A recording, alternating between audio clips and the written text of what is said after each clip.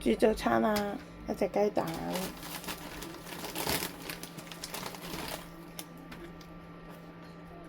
呢個椰菜啦，南瓜，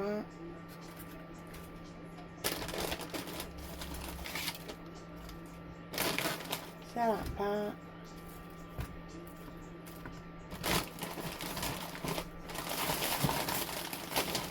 粟米。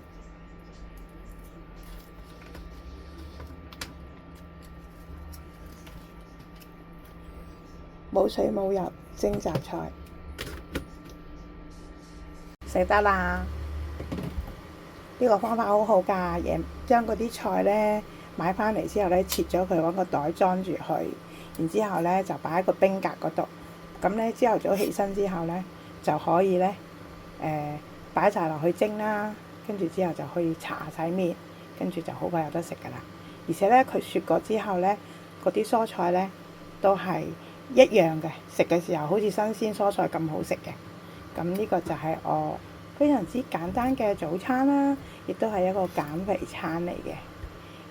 咁就係蒸大約8至10分鐘就 OK 㗎啦。好味啦，開餐啦，好營養，希望大家鍾意啦〜